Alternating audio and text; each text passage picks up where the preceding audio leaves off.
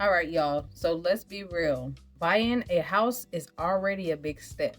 But when you start throwing in all the loan stuff, such as credit scores, pre approvals, fixed rates, down payments, closing costs, all of that good jazz, it kind of gets a little bit confusing. It's like, where do you even start? There's a lot of information out there. But today I'm bringing in my lender friend, Dylan, with Churchill Mortgage to answer some common questions that I've received. And we're going to try to break this down in a way that you can actually understand. And if there is something that you don't understand, feel free to leave a comment down below and we'll make sure to get your question answered. If you're new here, my name is Tierra and I am a local realtor here in the Middle Tennessee area. I post all things real estate, including local property tours, market updates, community tours, and all of that good stuff. So if that's something of interest to you, don't forget to subscribe to the channel and hit the bell icon so that you don't miss an update. We're gonna go ahead and get into this interview with Dylan, so let's get started. All right, so welcome back to my channel. My name is Tierra, and today we have Dylan Cruz here with Churchill Mortgage. So I'll let Dylan tell you a little bit about yourself. Yeah, so I work with Churchill Mortgage. I've been in the mortgage industry for going on 5 years now. I've seen the low interest rates of 2020 and 2021 and the high interest rates of the past few years. And I've been able to help buyers buy homes in this market and any market by creating creative solutions, offering creative financing solutions. Okay. All right, Dylan, so could you tell us a little bit about what buyers would need to know before they start the home buying process? So there's really three things that kind of need to be focused on when it comes to buying a house. You've got your credit score. You need to make sure that your credit score and your credit profile is good to go. If you can have it somewhere around 640 or higher, that's great. But some lenders, including us, can go as low as 580 on credit scores. In terms of down payment, you want to have at least enough for the minimum down. That's anywhere between 3 and 5% of the value of your home, unless you're a veteran or looking in a rural area, and then you can do 100% financing and don't need a down payment. Don't forget to do closing costs as well, anywhere from $5,000 to $10,000, depending on the size of the home. And then finally, income. You need to make sure that you have enough income to cover the mortgage debt and all of your other debts in order to qualify for that house. Gotcha. We're going to be talking about pre-approval versus pre-qualification, and hopefully you can explain the difference for us. Yeah. So pre-qualification is using verbal information only. So things that you tell me about yourselves, what your credit score is, what your income is, what you have saved in the bank. With that information, I can give you a pre-qualification based on that information. Pre-approval, all of that information is verified with documentation. So we pull a credit report to verify your credit score. We look at your pay stubs and W-2s to verify income, your bank statements to verify how much you've got saved, things like that. Pre-approval is significantly more strong. In fact, I don't actually give out pre-qualification letters. I just don't do that because I don't want to put my name on something and have something go wrong, even though it's a pre-qualification letter and people know that. If something goes wrong, I'm the person they remember saying that they can get the loan. And so I always like to verify things. And so I'll tell them, based on what you've told me, you can afford this. Now let's do the pre-approval. Let's move on to that process. Okay, so what do you think buyers should do first? Should they find the house they love, or should they talk to the lender first? So I've run into it a few times, honestly more times than I'd care to count, but where people find a house that they love, they get their hopes up, they feel like they're a shoo-in to get approved. This happens honestly a lot of the time with self-employed clients.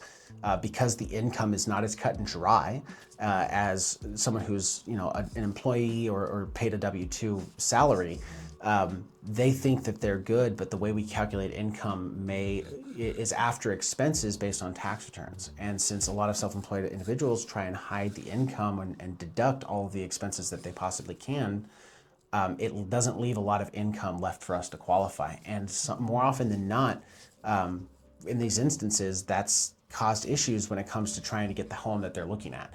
Now there's ways around that, but it's good to understand what your situation looks like from a qualification standpoint before you start looking for homes. Now, if you find a home that you really love, that's fine, but before you make any offers and become obligated contractually to buy the house, if you can, talk to someone first, okay? Don't make an offer. I can typically, if the income's pretty nice and easy, I can typically turn around a pre-approval in about 3 hours. I just did that today for a client. So it can be fast, but just talk to someone first. Yep. I always say get the pre-approval first. So it's very important. Yep. Know your buying power. So. That's right. So how would the pre-approval, like going to get it, affect somebody's credit score? Yeah, so it depends on your situation, like a lot of lending does. But with our pre-approvals, we typically start with a soft pull credit report. And the reason we do that is twofold. One, it doesn't impact your score, especially if you're 3, 6, 12 months out from buying. We don't need to hit your score multiple times. But the second reason is there's this thing called trigger leads that occurs when a hard inquiry is put on somebody's credit for a mortgage. And it's the credit bureaus selling that inquiry to other companies, other individuals for purchase. And then you get inundated with dozens, if not hundreds of calls over a very short period of time. Now, the government is trying to outlaw this right now, but it's still legal. And so in order to save our clients from that heartache, we just do the soft pull. But if a hard inquiry does take place, and not all lenders do it the same way, if a hard inquiry does take place, it typically only affects your score by about 10 to 15 points. The reason being is inquiries are weighted the least amount when it comes to factoring your credit score. And the real reason behind that is to make sure that you're not inquiring for different debt over and over and over again, because that indicates to potential lenders that you're desperate for money, and that's not a good sign when you're looking to borrow money. And so that's kind of why inquiries hit, but typically those hits really only last maybe 2 or 3 months between inquiries, so it really doesn't hit you for very long, and it doesn't hit you very hard. And then it just kind of rolls off. It just kind of rolls off, yeah. Gotcha. Yeah. Okay. The longer the time frame between when you inquired to today, Gotcha. it kind of rolls off. Okay. Yeah. Gotcha. What documents would a buyer need in order to get pre-approved? Yeah.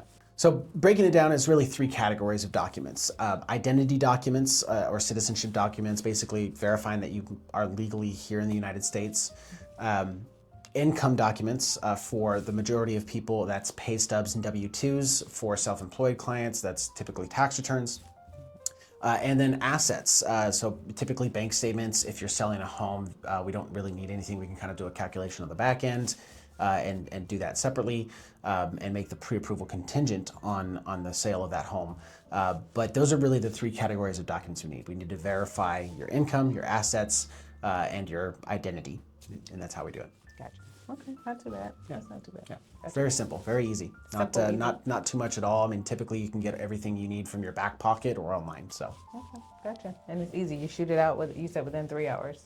Pretty good. Okay. So if someone did get pre-approved a few months ago and they're ready to look now, do they need to get pre-approved?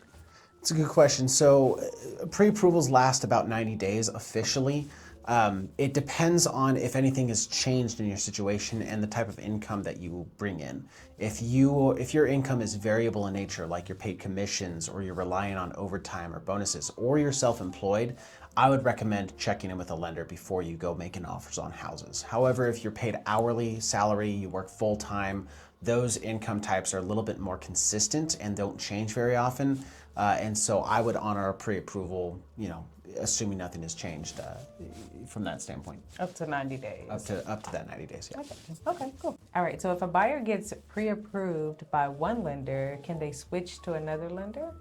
So yes, absolutely. In fact, until you sign at the closing table, you can technically switch to another lender at any point. Nobody can force you to use a lender to close on the loan. Now, there are some exceptions to this in terms of like new construction, where a builder can incentivize you to use their lender. That's still legal. That's still allowed. But nobody can force you to use that lender for the house itself. So until you sign on that dotted line at the closing table, you are good to switch lenders. Now, time permitting, of course, if both sides are willing to extend if necessary or whatever the case might be, you can switch at any time. Okay, so that's correct. So what happens if a buyer's financial situation changes, like after the pre-approval? Notify your lender. That's the biggest thing. The thing about pre-approvals is they're not hard approvals. If something changes and you don't let us know and you go out there and make an offer based on that pre-approval letter and your credit score either declines to the point where we can't approve you or you lose your job, we aren't going to give you the loan. So just be open and honest with your loan officer about that, whatever's happened. Give them enough time to see if there's a creative solution to kind of move around it and skirt around the issue. If there is, great. If not, they'll tell you what needs to happen before you are approvable again. And that way, at least you're informed and you're not getting your hopes up and much less under contract on a home that you can't actually buy. So let's talk about interest rates. Yeah, hot topic these days. Yeah, right, exactly. Yeah. How do you think interest rates actually impact like the monthly mortgage payments? So interest rates do impact the mortgage payments probably more than any other feature of a loan. But a lot of people believe that mortgage rates are kind of set in stone, and that's why you shop around. You're like, okay, well, I'll see if I can find the lowest rate. But I'm here to tell you that mortgage rates are actually pretty customizable. It just depends on what you're willing to do and having a strategy with which to do it. For example, right now there's temporary buydowns are really popular because it allows a buyer to get into a house at a payment and a rate that they can afford, and with yearly raises, or maybe they switch careers or jobs and get paid more, grow into these higher mortgage payments and higher rates over time. And so that's become a really popular option. And you can get a rate starting for that first year, in the 4s still. It just depends on working with a good loan specialist who can help walk you through how that would look and how that's possible. Gotcha. Are you able to explain buydowns? We hear buydowns all the time. So 3, 2, 1 and all that. So. Yeah, so there's 2 different types of buydowns. There's a permanent buydown, which utilizes buydown points or discount points to permanently lower the interest rate. And then there's temporary buydowns, which pack a little bit more of a punch, but are temporary. In terms of like 1 to 3 year buydowns, they go by 1-0 buydown, 2-1 buydown, or 3-2-1 buydown. And the numbers indicate the percentage rate that it's bought down for each year. So, for example, a 3-2-1 buydown buys the interest rate down by 3% for the first year. So if today's rate's 7%, the interest rate on a 3-2-1 buydown would be 4% for that first year. And then it would increase by 1% each year until the buydown period is over.